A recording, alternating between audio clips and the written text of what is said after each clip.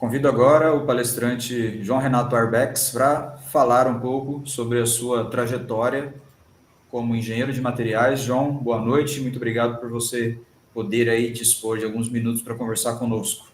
Seja bem-vindo. Olá, pessoal, tudo bem?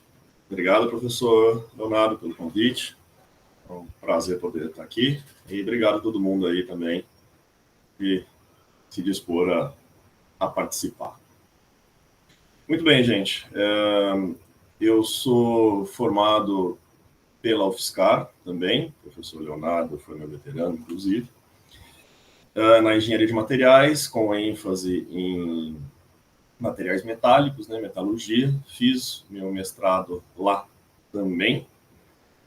Tive algumas oportunidades no mercado, aviação,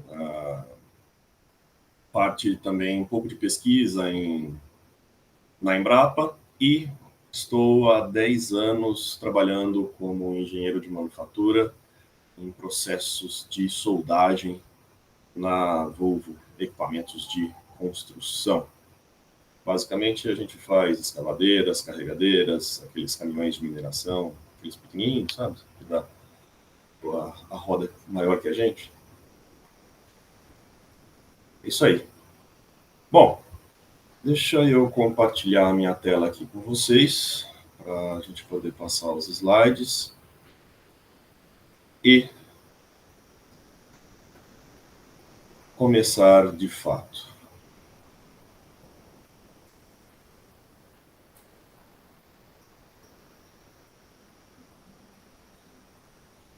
Vocês conseguem ver aí? Sim. Maravilha, então. Então, vamos lá. Bom, engenharia de materiais e suas interfaces aplicadas na manufatura. O que eu quero dizer com esse nome bonito aí, bacana? Engenharia de materiais, ou qualquer engenharia, não faz nada sozinha. A gente precisa de outras áreas do conhecimento, outras engenharias principalmente, e também de áreas que desenvolvem não só a parte técnica, mas principalmente a parte comportamental, mais voltada um pouco para a parte de humanas, certo? Afinal, nós todos dependemos de pessoas, não de máquinas. Rapidamente aqui, dividido em 3 tópicos principais, uma introdução, o dia a dia da engenharia de manufatura, especialmente aplicada em soldagem, né? E um caso, que foi a minha dissertação de mestrado, extremamente aplicada e prática, mas, como toda dissertação, tem o seu lado acadêmico. Então, é muito interessante quando a gente tem essa possibilidade de juntar essas duas partes, que no Brasil a gente é bem carente, né, dessa conversa, né, e que é uma pena porque temos só a ganhar com isso, né, tanto a academia quanto a indústria. Muito bem, gente. Então, vamos lá. Introdução, vocês já devem estar bastante familiarizados com esse tetraedro, né? O qual a gente tem ali aplicação, estrutura, processamento e propriedades interligados, e mais recentemente adicionado, no meio de tudo isso, a caracterização. A manufatura, ela está ali mais para o lado do processamento, né? Afinal, a gente está transformando alguma coisa em outra, mas, lógico, também está ligada às demais partes. Algumas curiosidades, um pouquinho de história ali de soldagem. A gente teve lá em 8.000 a.C., mais ou menos, a origem dos metais. Depois a gente teve as primeiras soldagens em união em peças de ouro, né, com brasagem, né, onde você não tem a fusão de ambos metais. E um tanto mais para frente ali, as primeiras soldas em si, né, através de forja, né, solda é um processo que é a união de materiais, né, no caso aqui metais, e pode ter temperatura e ou pressão. O aço damasco, aqui só com uma curiosidade, ele é hoje em dia muito utilizado em facas, né? Em cutelaria, e antigamente era basicamente a união do que tinha disponível, né? Hoje é muito mais refinado. Você quer, por exemplo, ter uma propriedade com um aço com uma dureza elevada para ter fio, mas também uma dureza mais baixa para que você tenha resistência, né? Não seja um comportamento totalmente frágil. Então, a gente, colocando isso um pouco em linha do tempo, né, a gente vai ver que tivemos um grande crescimento ali entre 1900 e 1950 de soldagem, principalmente devido a guerras. Infelizmente, é algo que ninguém quer, mas que tem as suas vantagens e traz avanços tecnológicos, né? E a gente vê que meio que parou ali mais ou menos na década de 50 com plasma e laser. E se a gente for ver, de 1950 até hoje, ainda assim, laser não é extremamente difundido, né? A gente tem indústria aí basicamente com MIG, MAG, TIG, arco submerso e eletrodo. Hoje tem um pouco mais de aplicação laser com as impressões em 3D metálicas, mas ainda assim é algo um pouco restrito. Rápida passagem por aplicações, acredito que vocês estejam acostumados com isso, né? A gente tem aplicações em indústria de óleo e gás, em indústrias na parte de extração de petróleo e tal, soldagem com subaquática, muito interessante, bastante perigoso. Se alguém tiver interesse em se tornar um soldador subaquático, ganha bem, tá? Aí, aqui a gente também, indústria naval, tem muita solda em navios. Aqui é onde eu estou inserido em equipamentos de construção, né? É um setor também pesado, né? Assim como os outros.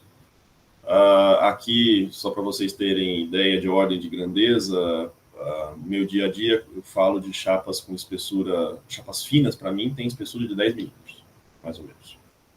Então, você vai para automobilística, por exemplo, a gente está falando de menos de milímetro, às vezes. E aqui, uma comparação, né, na indústria automobilística e um vídeo rápido da época da fabricação do Fusca e na fabricação do Classe A, que também já não é um carro já tão novo, né? Então, vamos passar aqui o vídeo rapidinho. Se der algum lag, alguma coisa, por favor, me fale.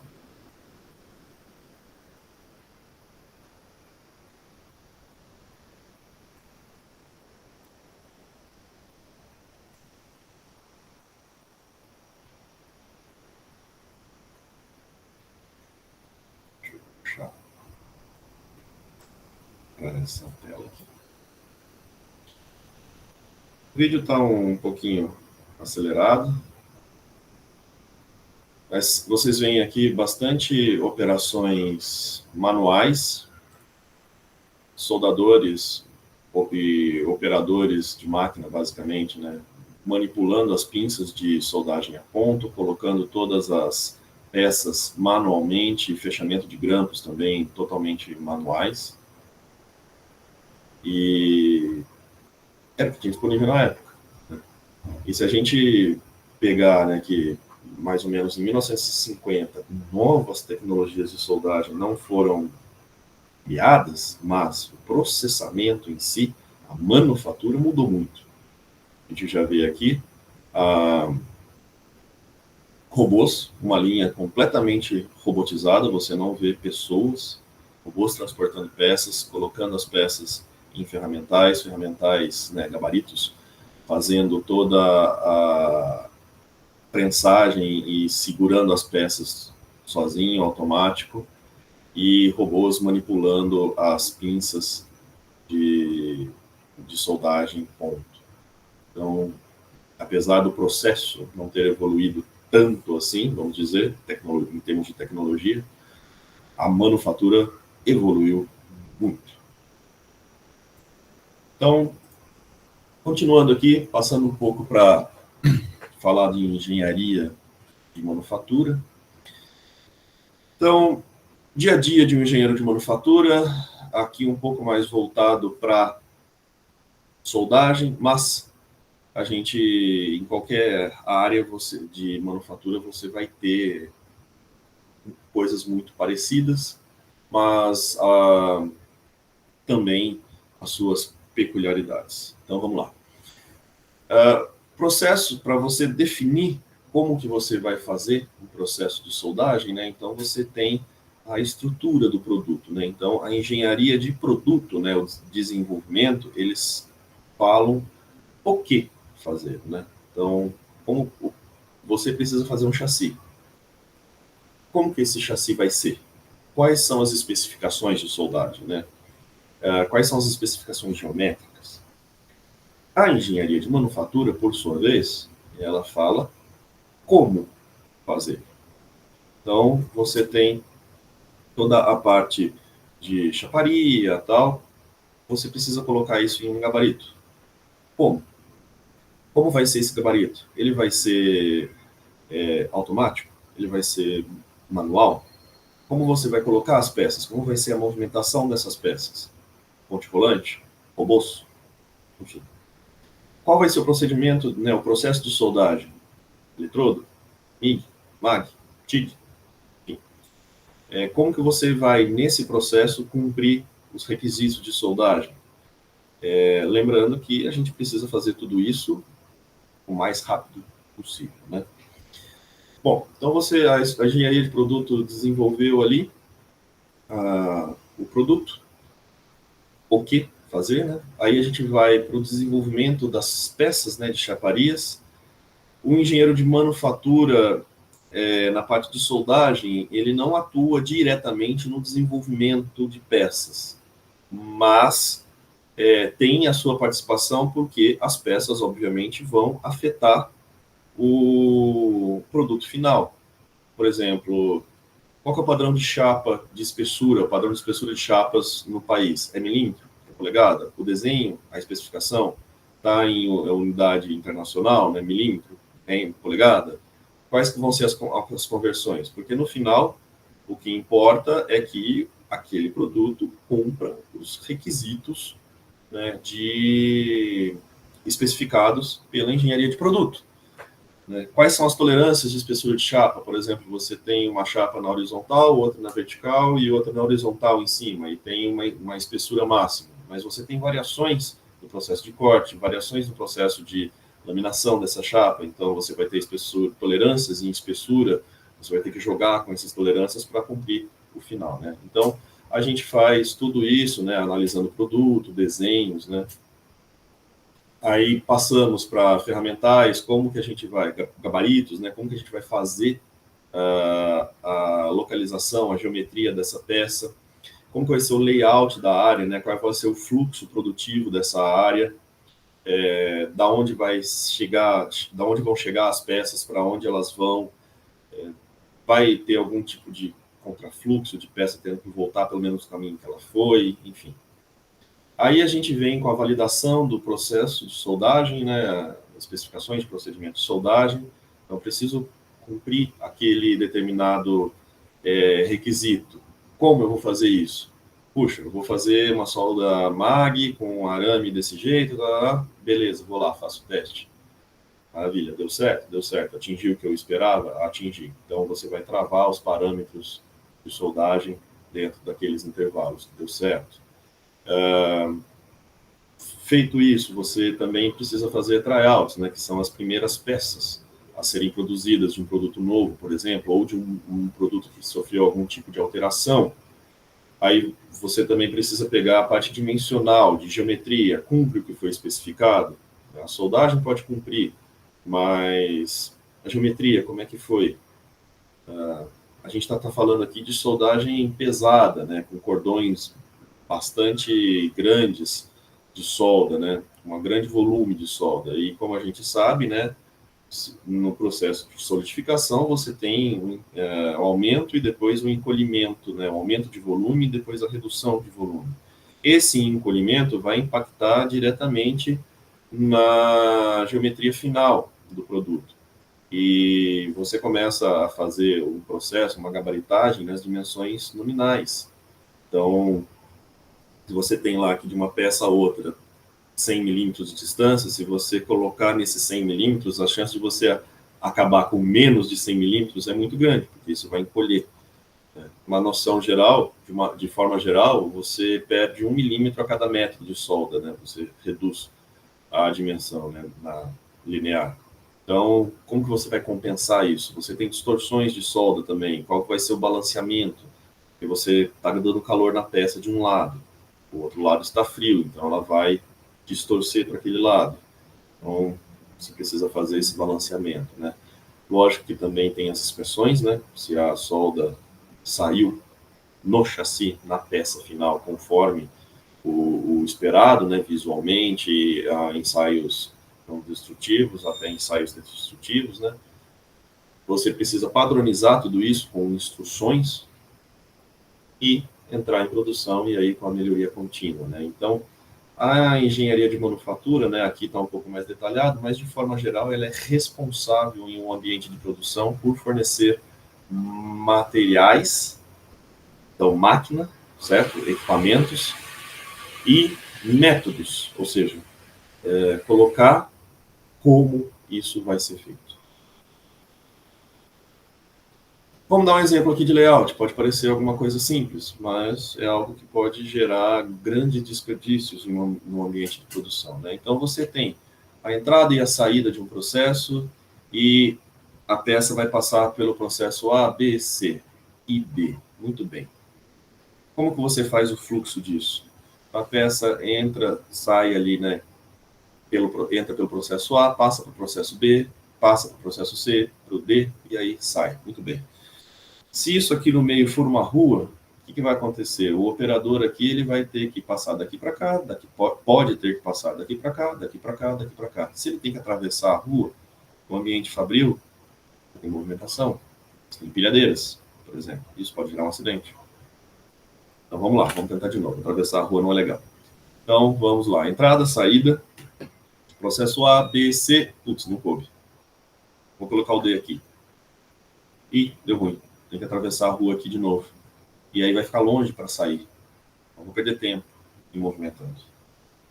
E agora, o que eu faço? Vamos lá de novo. Entrada, saída, processo A, processo B, processo C, processo D. Olha que bonitinho, todo mundo junto. Então, você passa do processo A para o B, para o C, para o D e sai. Lindo.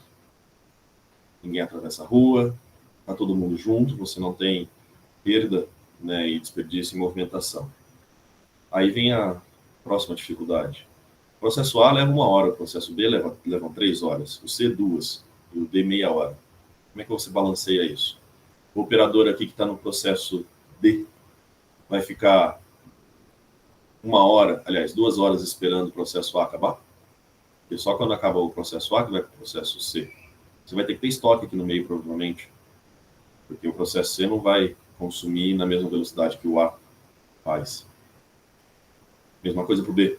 Então, você precisa dividir as operações de forma que você consiga cumprir um determinado TACT. Né? O que é um TACT? É basicamente a relação entre demanda e tempo disponível. Certo? Isso daqui, o tempo de processo, é 1 hora. Beleza, como é que você vai dividir isso? Aqui são 2 horas, então você vai colocar 2 pessoas aqui para... aliás, 2 pessoas para fazer aqui, para conseguir fazer em 1 hora. E aqui você vai colocar 3, cabem? Então, tem que pensar em tudo isso. Muito bem, você definiu o layout e tal. Vamos lá para EPS, Especificação de Procedimento de Soldagem. Você tem ali, fez os seus testes, deu tudo certo, você precisa documentar isso e colocar esses parâmetros na máquina de soldagem. Se for uma solda manual realizada por um soldador, o soldador tem que seguir isso. Se for uma solda robotizada, o robô precisa estar programado para seguir isso. Se você sai dos parâmetros, para mais, para menos, a chance de você ter um problema na qualidade final é grande. Então, são alguns exemplos do dia a dia de um engenheiro de manufatura, né? E aí, por fim, né, Você chegou, implementou um processo, fez tudo bacana ali. Tudo bem, precisa melhorar. Se você não melhorar, você vai ficar para trás. Afinal, está todo mundo sempre melhorando. Então, você vai lá, poxa, eu levo 3 horas, preciso levar 1h30. Como é que eu faço isso? Então, expectativas, metas, planos, documentação, como é que está hoje, onde estão os desperdícios, o que a gente vai fazer, enfim, até chegar no fim. Deu certo? A gente toma uma cerveja no bar e começa de novo. Se eram 3 horas, passou para 1h30, quero passar para 1 hora. Ótimo, vamos lá, de novo. Né? Então, tem que estar sempre no processo e numa revisão do que está acontecendo. Beleza? Então, uma breve olhada em que é engenharia de manufatura. Tá? Passando agora para o próximo tópico, que é indústria e academia. Então, minha dissertação de mestrado, ela tinha como o objetivo, né, redução de tempo de ciclo. A gente sempre quer reduzir tempo porque a gente quer aumentar a produção, a produtividade, né, fazer mais peças em menos tempo. E se a gente faz em menos tempo, consequentemente é mais barato, certo? Então, mais barato significa que a gente tem condição de vender mais barato e ser mais competitivo. Tá? Então, processo de soldagem robotizado, Gas Metal Arc Weld, no caso aqui, MAG, né? De juntas em ângulo sem preparação. O que é isso? Uma junta, uma chapa na horizontal e outra na vertical, sem nenhum tipo de chanfro ou qualquer coisa para melhorar ali a possibilidade de solda, em um aço ASTM 572 grau 50, aço alta resistência baixa liga. Excelente para soldagem, e a gente tem baixo teor de carbono e demais elementos de liga, né, que dificultariam a soldagem, mas ainda assim com uma alta resistência comparados a aços baixa liga comuns. Através da seleção de parâmetros que resultam em um aumento da velocidade de deslocamento. O que é isso? Você aumenta a velocidade com que você está deslocando a sua solda, com que você está fazendo a sua solda. Se você aumenta a velocidade, consequentemente, você leva menos tempo.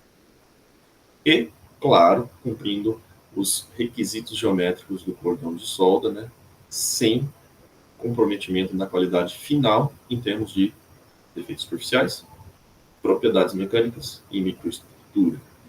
Então, vamos lá. Otimização de tempo de ciclo, desperdícios, etc. Engenharia de produção.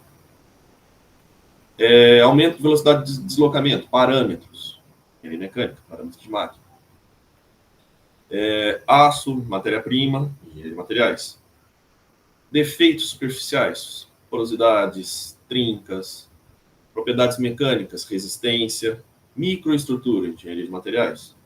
Então, engenharia de materiais sozinha não faz nada. Tá?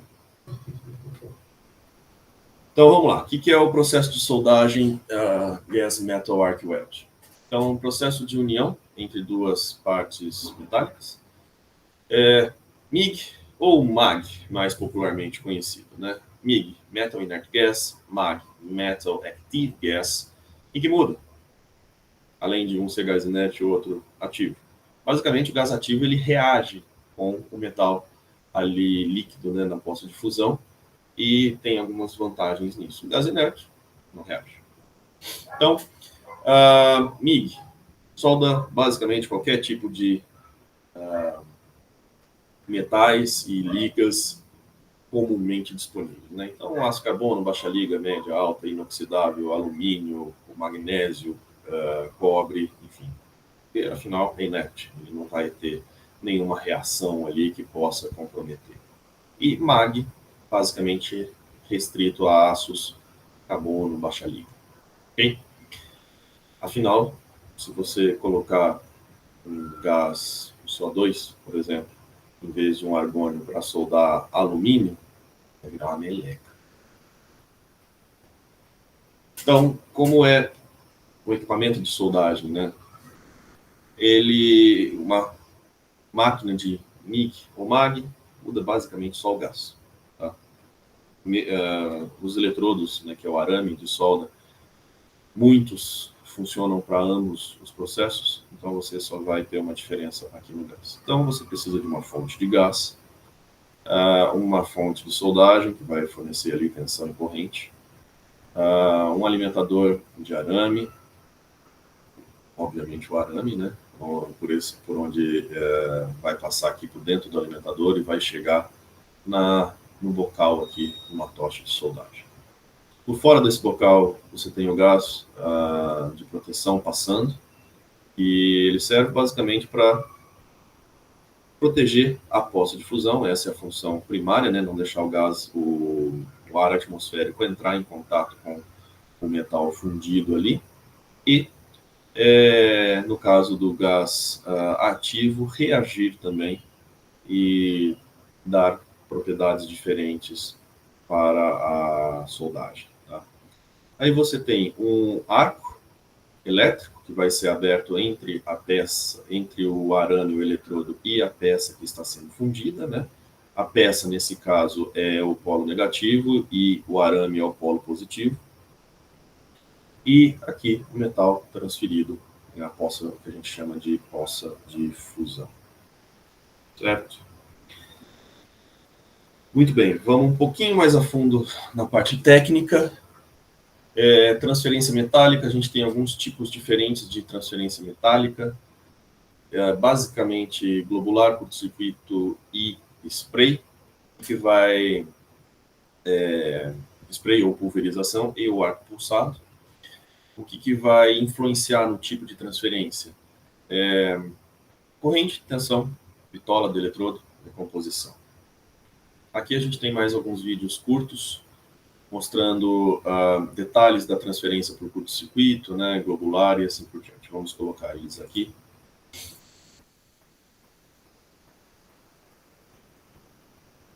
Vou puxar aqui um pouquinho mais para frente. Então, curto-circuito. Vejam aqui em câmera lenta que você tem, né, o gás aqui de proteção, né, em volta, né, a gente não está vendo ele, né.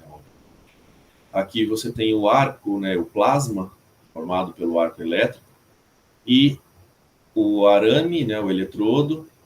Você vê que ele está bem próximo à peça, e conforme vai fundindo a ponta dele aqui, vai se formando uma gota. Essa gota ela só é transferida para a poça de fusão quando ela entra em contato com a poça de fusão. Ora, se esse cara aqui é positivo e esse é negativo, na hora que encontra um com o outro, curto-circuito. Okay? Por que se solda dessa forma? Em posições de soldagem, por exemplo, que você está meio brigando com a gravidade. Por exemplo, é possível soldar de ponta cabeça. Só que você tem metal líquido de ponta cabeça, ele vai tender a cair, certo? Então, você consegue ter um melhor controle disso, só que, lógico, a velocidade é muito menor. Tá? Se a gente pular aqui para a transferência globular,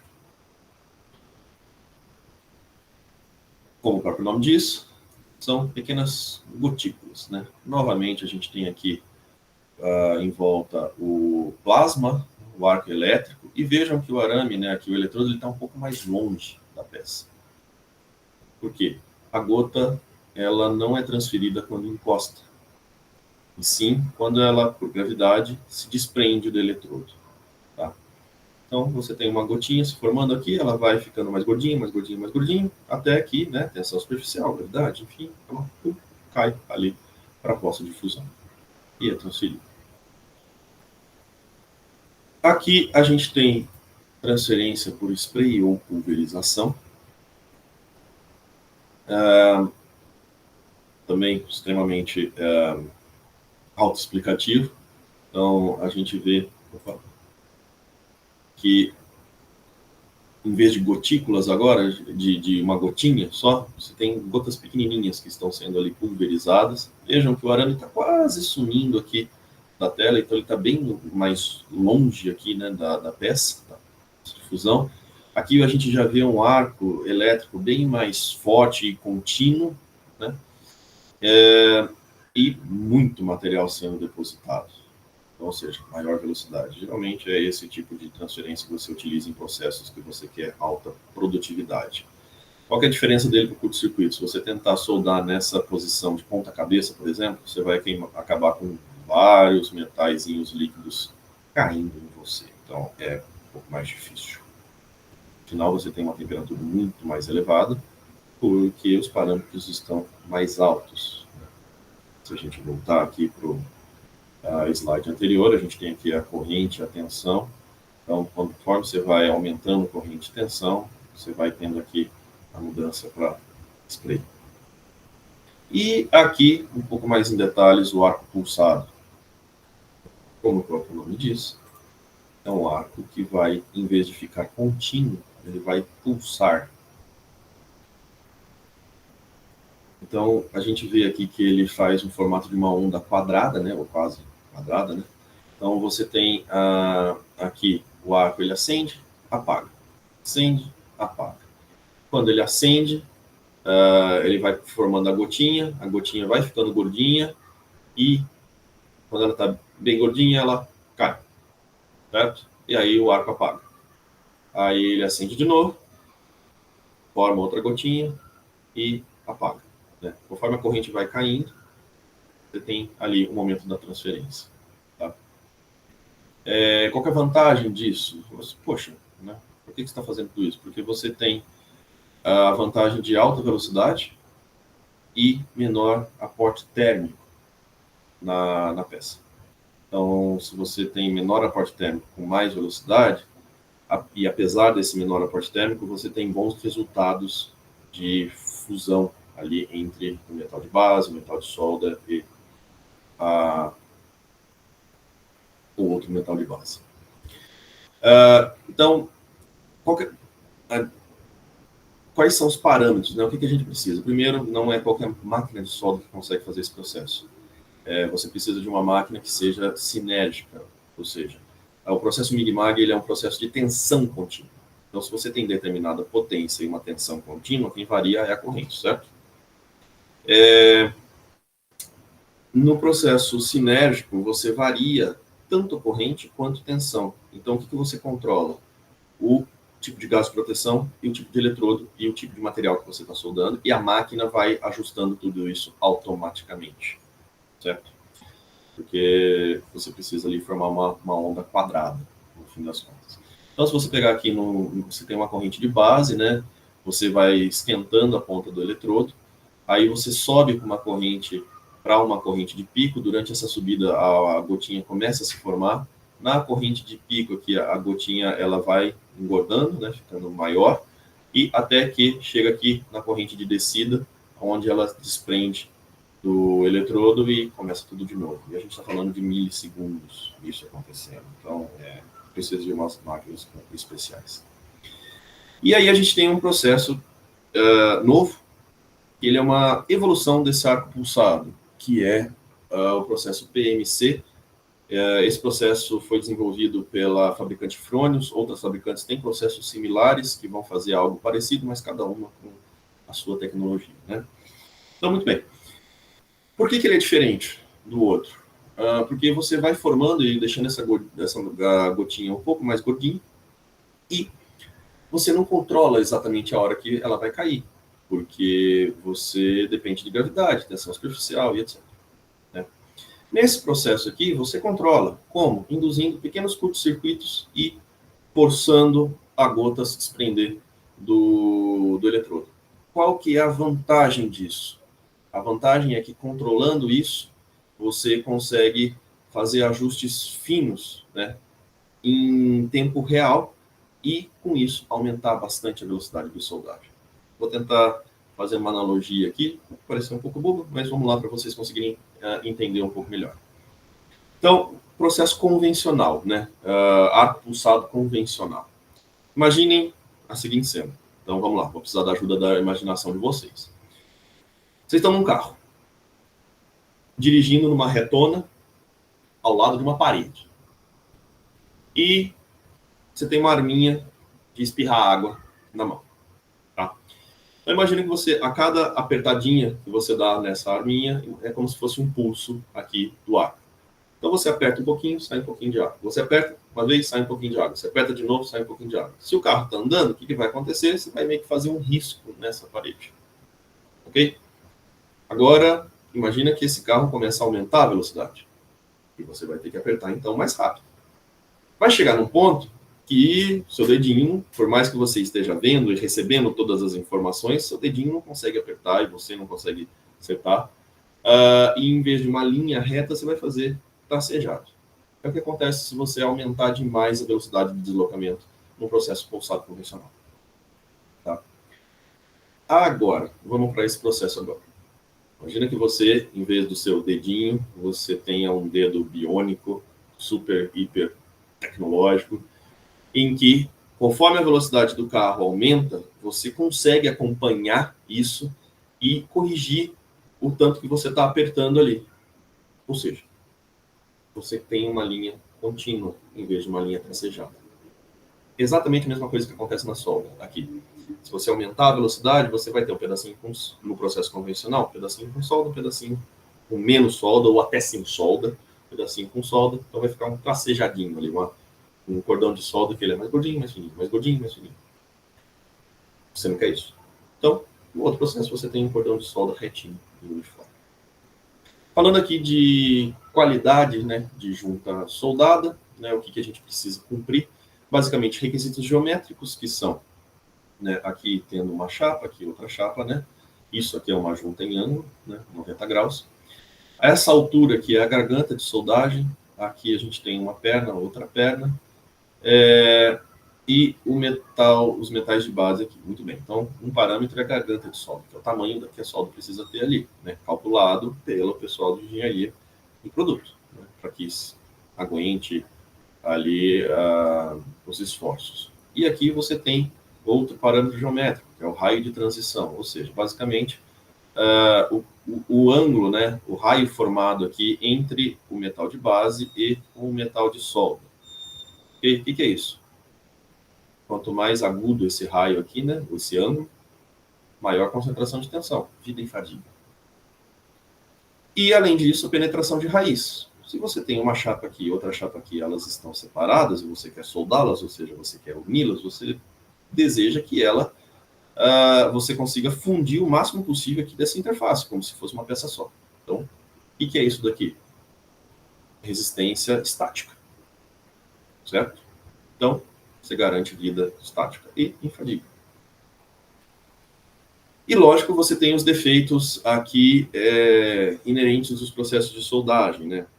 Ou melhor, não inerentes, né? Que podem acontecer em processo de soldagem. Trincas, poros, falta de fusão, desvio de perna, enfim, mordedura. Mordedura é como se fosse ir lá e ter dado uma mordidinha no canto mesmo. O arco, ele morde ali o canto, vai depender de N fatores, né? E a gente chega aqui também em definição de estrutura e propriedade, né? Então, microestrutura. Você vai ter um aporte térmico, você vai ter um resfriamento rápido, e isso vai gerar diferentes microestruturas. Você quer que esse processo não altere as microestruturas ou não gerem estruturas diferentes ou que possam reduzir as propriedades mecânicas disso. E como que a gente analisa isso de forma rápida e fácil, essas propriedades? Dureza. Então, você pega ali metal de base, zona afetada pelo calor, metal de solda, né? Por que a gente faz dureza? Porque ele é simples, ele é barato, ele pode ser não destrutivo e você consegue inferir outras propriedades mecânicas a partir da dureza, por exemplo, limite de resistência e etc. Então, muito bem. Então, sabendo tudo que a gente precisa, né, do ponto de vista técnico de o que alcançar, né, vamos lá para definição de meta de velocidade de deslocamento. Então, você tem um determinado tempo de processo para determinadas peças. Então, a gente tem aqui, né, peça 1, 2, 3, 4. Esse tempo de processo ele é definido pela movimentação do robô e pela velocidade de soldagem, né? Então, com um cordão que tem uma garganta de 5 milímetros de tamanho, né, A5 ali, em duas posições de soldagem diferentes, né, um F, 2F, o que é isso? Um aqui a chapa está assim, o outro ela está assim. A gente tem uma média de 37 centímetros por minuto, velocidade no processo que a gente está. Nós gostaríamos de reduzir o tempo, então logo a gente precisa aumentar a velocidade. Então calculamos que precisávamos chegar em uma velocidade ali para as peças 1, 2, 3 e 4, de 45, 44 centímetros por minuto. Sabe a piadinha do engenheiro? Quanto é 2 mais 2? Coloca 5 que aguenta. Então, colocamos a meta em 46 centímetros por minuto. Beleza, então temos meta, temos o que sabemos, o que a gente precisa cumprir, e agora como que a gente vai cumprir? Precisamos analisar o processo. CIPOC, o que é isso? CIPOC-Y, é um método de análise no qual você olha bem o seu processo e define quem que são os fornecedores, né, suppliers, os inputs, o processo, os outputs e o seu cliente, ok? E o Y são as metas, ou seja, aqui parte de estatística, enfim. Então, quem que é o fornecedor de uma solda robotizada? O ponteamento. Quais que são os inputs, né? Programa e biblioteca de parâmetros de soldagem, né? O programa do robô, né? Trajetória, etc. É a biblioteca de parâmetros de soldagem. Qual que é o seu processo? A solda robotizada, que inicia com a carga do robô e termina com a descarga do robô, né? A carga e descarga da peça no robô. Quais que são os outputs? A peça soldada, o tempo de ciclo padrão e o tempo que você leva para fazer a peça como um todo, né? Então, a peça solda robotizada faz parte de um todo de um processo. Quem são os clientes? Então, a peça soldada sai do robô, vai para uma estação de acabamento, pós-robô, que vão ser colocadas peças pequenas, né? Vão ser feitos acabamento em solda, algumas soldas que o robô, por exemplo, pode não alcançar, tal. Depois, usinagem, pintura, linha de montagem, testes e, finalmente, o cliente final. Quais que são as nossas metas? Você quer reduzir o tempo que o arco fica aberto, logo você quer aumentar a velocidade de deslocamento. Bem, você tem ali uma visão um pouco mais clara e restrita do seu processo. Precisamos fazer um mapa desse processo, com o detalhamento do que você tem ali dentro dele. Então, lembra que a gente tem o início do processo com carga e o final com descarga? Aí você tem o programa e a soldagem em si. Então, aqui em cima a gente tem as metas de cada um desses processos, e aqui embaixo as variáveis de cada um desses processos. Pouquinho, né? Aqui na casa de 29 variáveis. E todas essas variáveis influenciam no processo, e, consequentemente, vão influenciar aqui no seu Y pequeno aqui, que são as metas, né? Ou, enfim, o output de cada um desses campos. E aqui os Y maiores, que é do processo como um todo, né? Não só de cada etapa. Muito bem, vamos lá testar. Lá no fornecedor da máquina de solda, a gente fez uma parceria com eles. Eles conhecem muito bem a máquina de solda, nós conhecemos muito bem o nosso produto. Então, vamos trabalhar junto, certo? Foi legal, que foi uma oportunidade para todo mundo aprender. E eles, inclusive, aprenderam muita coisa com a gente, que eles não sabiam que poderiam dar problema naquela máquina de solda. Então, isso foi relativamente novo no Brasil, porque era uma máquina de soldagem nova. Então, a gente conseguiu chegar aqui em velocidade de deslocamento de 60 centímetros por minuto. Estava em 46 a meta, falou, uhul, né? Muito bom. Estourando. E aqui a gente conseguiu chegar no que a gente queria, né? Uma garganta de 5.3, penetração de 4 milímetros, né? No que a gente tinha especificado lá. Vou voltar aqui um pouquinho, né? 2,5 de penetração de raiz, aí transição de 0,4, né? E para uma solda de 5 milímetros. E isso aqui em uma posição e essa aqui em outra posição. Então, estamos lá, bacana, conseguimos atingir o que era especificado, né? Até um pouco mais. Muito bem. Entendemos um pouco melhor. Vamos revisar o mapa de processos. Vocês viram aqui que temos vários pontos de interrogação, de será que influencia, será que não influencia, tal. Então, vamos testar e vamos entender um pouco melhor. Revisando o mapa de processos, chegamos nisso daqui. Né? Então, agora a gente tem aqui uma garganta mínima de 5.2, que a gente definiu, uma penetração mínima de raiz mantendo 2.5 e 0.4 de raio de transição. E agora a gente não vê nenhuma interrogação, mas reduzimos aqui só para o tempo de arco aberto e definimos quem são as variáveis que de fato influenciam no processo. Então, dessas 32 variáveis, apenas as que estão aqui com C asterisco são as que influenciam no processo. A gente tem outras variáveis que são SO, ou seja, Standard Operation, que você não controla, né, ou não consegue alterar, né, e variáveis que são neutras, que não fazem diferença se você mudar ou não. Né? Por exemplo, se você muda o modelo de peça que está sendo soldada ali, né, o tipo de peça, ela tem que continuar sendo soldada do mesmo jeito. Muito bem, com isso revisado, fomos lá, né, definimos quais são os parâmetros que de fato influenciam no processo. Vamos lá fazer testes do nosso robô na célula de soldagem. Então, aqui são os resultados. Nós temos aqui os cordões de solda. Olha que coisinha bonitinha. Olha só, tudo retinho, certinho, né? Em posição 1F e 2F. Não vemos respingo, não vemos poros aqui. Isso é um corpo de prova, né? Aqui a gente tem uma macrografia da seção transversal. Então, garganta de 5.4 a 5.3. Beleza, passamos o 5.2. Ótimo. Penetração de raiz de 2.8 e 3.4, passamos os 2.5, maravilha. Raio de transição muito maior do que até a gente tinha pensado, do que era especificado, né? 2.3, 2.1, 1.4 milímetros. Pernas de 7.4 e 9 milímetros, apesar de não estar especificado, a gente só mede essas pernas para ver se elas não estão desiguais, porque pernas desiguais também pode ser um defeito de soldagem. Então, maravilha. Temos aqui os nossos resultados, comparando com as metas. Lindo. E velocidade de soldagem de 53 e 50 centímetros por minuto, maior do que a de 46 definida. Muito bem. Corpo de prova aprovado, deu certo o processo.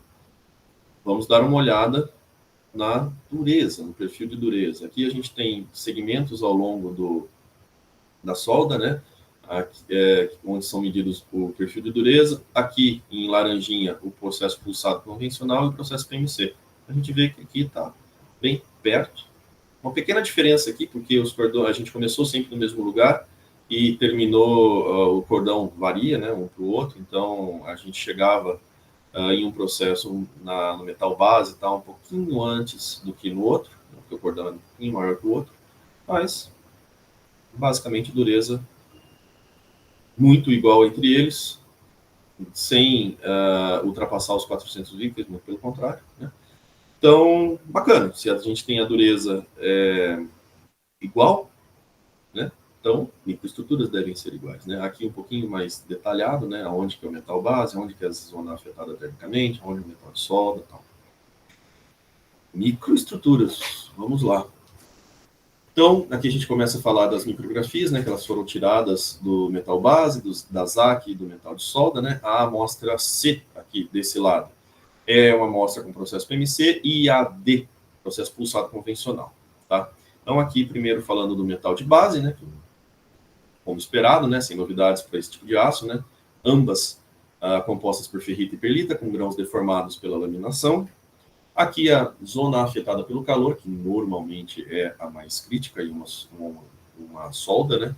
Também ambas estruturas similares, composta por ferrita acicular, e que é desejada na soldagem, né, para distribuir extensões internas ali na microestrutura. E perlita fina também deve ter bainita, mas elas não são visíveis em microscopia óptica e algumas outras fases, né? Aqui a gente tem um metal de solda, novamente, estruturas parecidas com ferrita acicular e de Woodman-Staten, que é uma ferrita um pouquinho específica ali. Então, portanto, como a gente esperava, ambas microestruturas muito parecidas, né? Então, chegamos aqui no tempo de ciclo. Se a gente comparar o tempo de ciclo inicial das peças com o aumento da velocidade de deslocamento, a gente teve uma redução média de 32%. Bacana, né? Então, conclusões, né? O processo pulsado convencional não era capaz de atingir as metas por limitações tecnológicas. Então, a gente foi para o PMC, né? E que esse processo é possível graças à evolução de tecnologia, principalmente de hardware, mas também de software. conseguiu aumentar muito a velocidade de soldagem, muito mais do que a meta, mas, importante, novas tecnologias requerem cuidado. Por que eu estou falando isso? Na hora que a gente saiu dos corpos de prova para a peça, o robô ficou meio doido. Ele começou a soldar fora da peça, ficou doidão. E a gente foi investigar, né? O que aconteceu? Né? Um resultado ruim não deixa de ser um resultado. Mas a gente tem que entender por que aconteceu isso. E a gente descobriu que tanto o robô quanto a máquina de solda, por utilizarem mesmos inputs, que é variação de tensão, eles têm sensores que estavam utilizando a variação de tensão, cada um querendo fazer uma coisa. Então, o robô, no fim das contas, falou: ô, meu filho, você quer ir para lá, o robô quer ir para cá, para onde eu vou? Aí ele ficou doidão. Então, a gente precisou aprender e isso também foi um aprendizado para fabricante da máquina de solda, que na hora de colocar isso em um robô que está utilizando aqueles tipos de sensores, e eles falaram: opa, mas por que isso está acontecendo? Nem eles sabiam. Então, precisamos de cuidado. No fim, conseguimos aprender como funcionavam direito esses sensores e implementar de fato, sem o robô soldar tudo que estava vendo pela frente aí. A gente viu que não teve mudanças significativas de estrutura e propriedade, como gostaríamos, e um aumento de velocidade em aproximadamente 40% reduziu o aumento do tempo de ciclo total, né, porque além da solda em si, você tem a movimentação do robô em 32%. Ou seja, 32% numa fábrica que roda 3 turnos, tem um turno, um terço. Então, aumentou. Excelente, né? E antes da gente encerrar aqui, né, eu já dei uma pequena estourada no tempo, né, me desculpem. Se for muita informação, que não deu para absorver muita coisa nesse momento, tal, de tudo que eu falei aqui, eu acho que eu gostaria mais que vocês levassem para a vida de vocês, não só como engenheiros, como profissionais, é que antes de ser engenheiros de materiais, com mestrado não sei aonde, vocês serão engenheiros. Ou seja, vocês farão engenharia. Engenharia não é só engenharia de materiais. Vocês precisam saber também engenharia mecânica, vocês precisam também saber engenharia de produção, mecatrônica, como é que funciona um PLC, como é que você consegue fazer determinada programação, é possível fazer, não é? Poxa, quero fazer alguma coisa, quero voar, como? Não sei. Então, é possível, vamos lá. Além disso, técnica. Técnica é a parte fácil da engenharia. Vocês vão falar assim, cara, a parte técnica é a parte muito fácil. Vocês podem não concordar comigo nem um pouco nesse momento, mas é fato. Qual que é a parte difícil, não só da engenharia, mas de qualquer profissão? Soft skills. E normalmente nós engenheiros somos um pouco desprovidos delas, de forma geral. Então você precisa saber conversar, você precisa saber persuadir e ter argumentação. Você precisa saber se comportar, se organizar para você conseguir cumprir as suas atividades. Você sempre vai ter uma carga de trabalho muito maior do que aquela que você consegue dar conta. Então, você precisa conseguir priorizar, delegar tarefas, senão você fica louco, a sua saúde vai, física e mental, vai para o beleléu, então, em qualquer área, tá? E isso é o que vai diferenciar um profissional do outro. Isso é o que vai fazer vocês progredirem na carreira. De novo, a parte técnica é mais fácil. Acho que vocês podem estar falando o que esse cara está falando. Mas tá. Ótimo. Foi isso. Dúvidas, questionamentos, curiosidades, fiquem à vontade. Muito obrigado, João. Com certeza foi uma palestra bastante interessante. Essa parte de soldagem eu particularmente acho muito legal. Apesar de aqui na universidade eu sou docente responsável por disciplinas de cerâmicas, a parte de metais eu sempre tive uma quedinha também, tanto que eu também fiz metais lá na Federal, depois é que eu fiz cerâmicas. Então é uma área que eu gosto bastante. Sabemos. Pessoal, quem quiser fazer pergunta, é só levantar a mão aqui. Enquanto isso, vamos aqui, eu e o João, trocando uma ideia. João, você principalmente aí mostrou no início o tipo de maquinário no qual vocês fazem solda. De curiosidade, cara, naquele tipo de material, quanto tempo, por exemplo, costuma durar, assim, demorar para vocês fazerem, digamos, que para você é um processo de soldagem demorado? Quanto tempo para soldar algo que você fala, não, esse processo aqui vai demorar? Olha, nós Uma ideia de temos... escala do que a gente está vendo aí. Sim, nós temos peças, nenhuma peça leva menos de hora. Tá? Se você for comparar com um carro, por exemplo, que leva minutos, nenhuma nossa leva menos de hora, ou muito próximo disso. Então, como é que uma peça é construída? Você faz um pedacinho, faz outro pedacinho, faz outro pedacinho e vai juntando esses pedacinhos. Então, na hora que você pega um chassi completo, ele é formado de vários pedacinhos. Você juntar o tempo de todos esses pedacinhos são horas, e são muitas horas. Então, a gente está falando aí de um chassi rápido,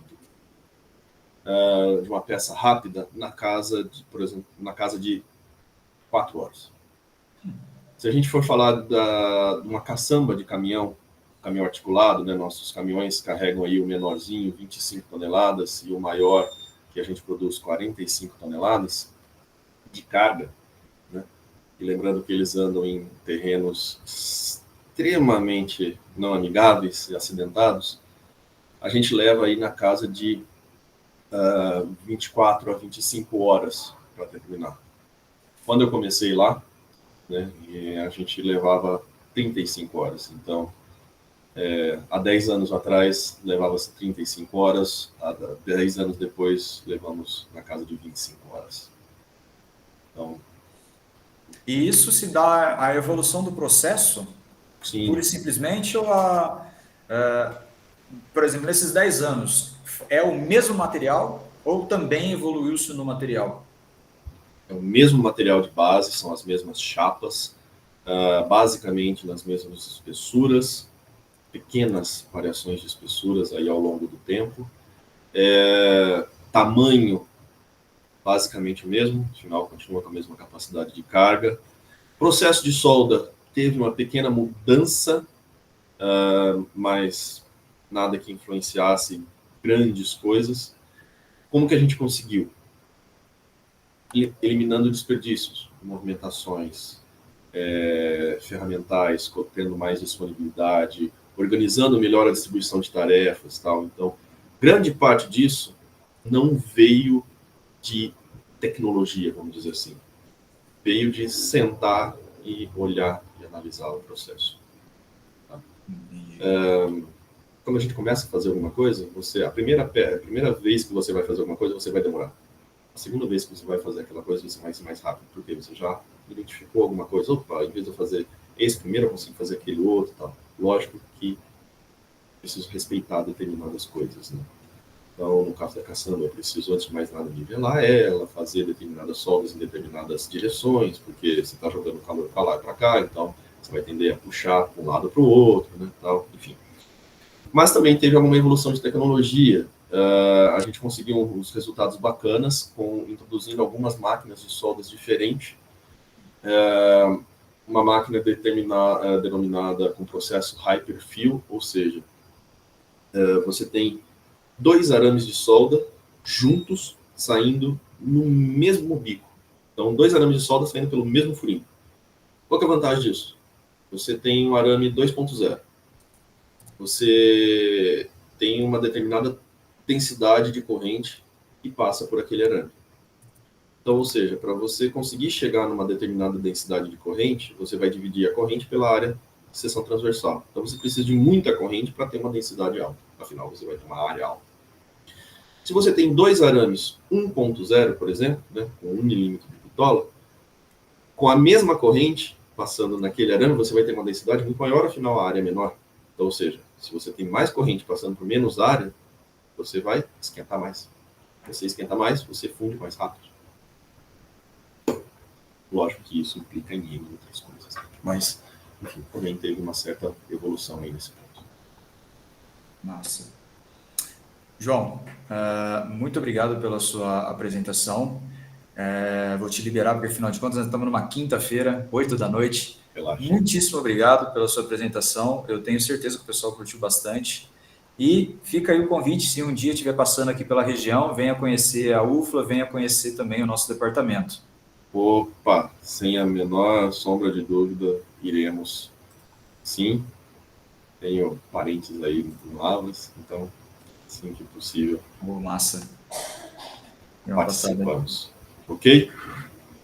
Tá certo. O pessoal também aqui no chat agradecendo a sua palestra. Legal, bacana. Agradeço a todos vocês aqui e espero que um pouquinho eu tenha conseguido fazer a diferença aí na vida de vocês. Com certeza. Com isso, pessoal, nós encerramos o nosso 8º ciclo de palestras online da Engenharia de Materiais da UFLA. Espero que vocês tenham gostado das 8 palestras que nós apresentamos aqui para vocês. E no início do próximo período letivo, nos vemos novamente com o nosso 9º ciclo de palestras. Obrigado a todos, boa noite e até a próxima. Tchau, tchau, pessoal. Valeu, pessoal.